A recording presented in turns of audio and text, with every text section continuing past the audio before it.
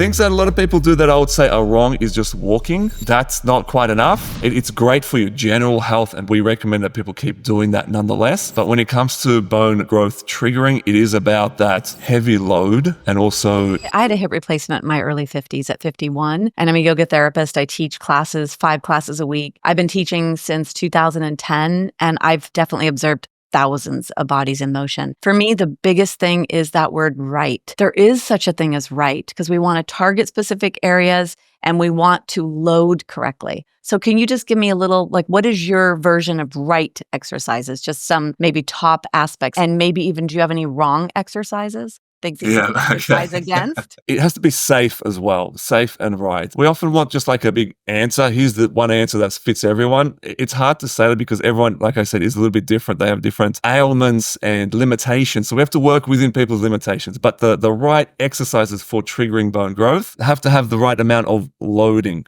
right amount of body pressure. So at least 1.5 to 2 times your body weight, compressing the bones, these are like micro compressions and twisting. Things like jumping, hopping are the right kind of exercises. Weight lifting is a big one. Things that kind of cause the body to put pressure on the joints and the bones. Things that a lot of people do that I would say are wrong is just walking. That's not quite enough. It's great for your general health, and we recommend that people keep doing that nonetheless. But when it comes to bone growth triggering, it is about that heavy load and also impact exercise. I know even when I say that, I get a little bit uncomfortable because I know that not everybody can do that right now. And this is something that I went through as well personally. Like when I was diagnosed, I started seeing an exercise physiologist. She's brilliant, Therese. She's now part of our program. I started off bending over with just a broomstick along my back. I was deconditioned. I had broken both ankles and I hadn't rehabilitated them, and so we're working on rehabilitating my ankles before I could even hop on one leg. And then we slowly worked on strength, and then we added more intensive impact exercise, heavier weights, and so we built it up. And now to the point where I'm actually competing in a powerlifting contest in a couple of weeks because I've continued to challenge myself, and I want to show men that what is possible as well. Mind you, 2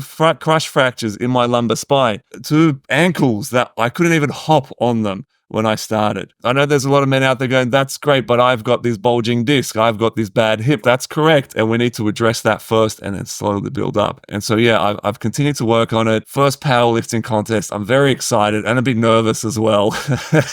I'm not going to win anything, but I'm going to challenge myself. And it's one of the things that we talk to our men about is what is the goal? What is that thing that you want to go back to being able to do? For me, it was always snowboarding. Over the years, I fractured a wrist, a couple of ribs, snowboarding, and my last snowboarding trip, it was in the US, in Colorado. The first run of the first day, I slipped on the board, fell on my side and broke a rib, and I was laid up for 5 days. That was before my diagnosis. And then since then, I've been able to implement all of this, and just earlier this year, I went on a snowboarding trip to Japan. No fractures, happy to report, no fractures. I took a couple tumbles as well and didn't break anything. So I've been able to get back to snowboarding, and now I'm powerlifting, and that's kind of the silver lining. I've never been able to powerlift, and I'm actually in the best shape I ever have been. I am relatively young at 42.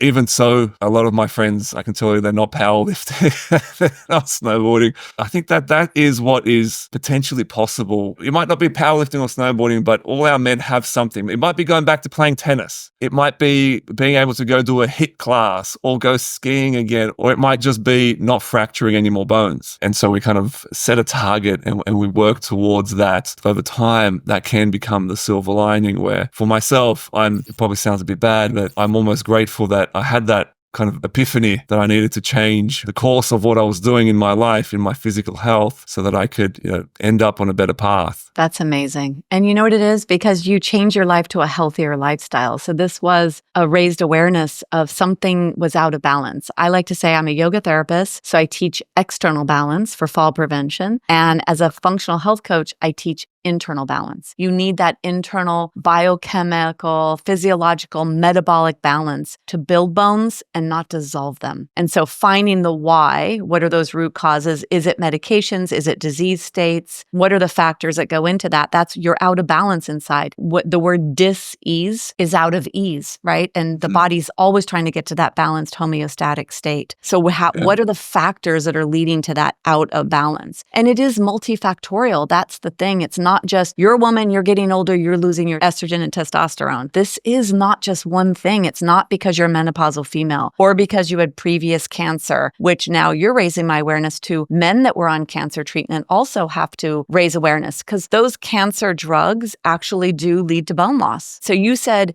alcohol consumption. I'm going to say that if we are not managing our life and our stress and we have too much pressure, we might be drinking, which is self-medicating, and or on medications to help manage whatever's happening. So yeah, it's a silver lining for you that you're a power lifter. And it's amazing that at your age, you were able to turn the ship around. And now you show up and you're going to help so many men. I don't know that there's that many men out there supporting men in osteoporosis. No, I think I'm the only one.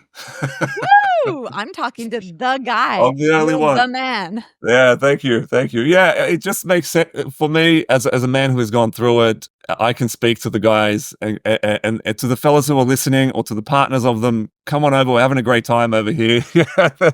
Wow. Sounds so fun. Okay, what about in the nutrition space? Because, the top of the funnel for bone building, you have to eat the building blocks and then you have to exercise, right? That's top of funnel. Are there any foods that the majority of the people you say to avoid, or is it just per individual? I try to keep it really simple because most of the guys I speak to, they're not doing much cooking, although I tend to do that. But we break it down really simply. Protein is probably the one that's missed the most often. We're not consuming enough protein. There are some great studies specifically on men as well that compare men who are exercising and not having any extra protein versus those who are having just whey protein supplements with their exercise. Those men have better outcomes in terms of the strengthening of their bone. And then when it comes to removing things, this kind of goes into the category of removing the obstacles. Gluten is a big one. I know that's an important part of what you teach, Debbie, in terms of gut health. Dairy is becoming important as well, but although that's a little bit tricky because that's the main source of calcium for a lot of people, that is an important one as well. And then in terms of the right fats, this is where it gets a little bit complicated because the conversation around fats can get very controversial, but it is vital in terms of the building blocks of hormones. If that is a problem for our men, having the right fats does kind of contribute to building blocks for testosterone, and then having enough of the right carbohydrates. Now, this is one that we don't have many problems consuming. The carbohydrates, they're everywhere, and they can actually be a big problem. Like the sugars are a disaster, but then having the right kinds of complex carbohydrates is going to be important for the types of activities and to have the right types of energy. And it gets a little bit more challenging there because everyone reacts a bit differently to carbohydrates. But the kind of the overarching main message that I like to get out to men is more protein. They say that for us. They say about like 1 gram per pound of body weight. I think with kilograms, is it 2.2 kilograms or in 1 pound? Yeah, 2.2 kilograms. If you enjoyed this clip from Stronger Bones Lifestyle, be sure to check out the next video or dive into the full podcast episode. Before you go, hit that subscribe button so you don't miss a thing. Thanks for watching, and I'll see you in the next video.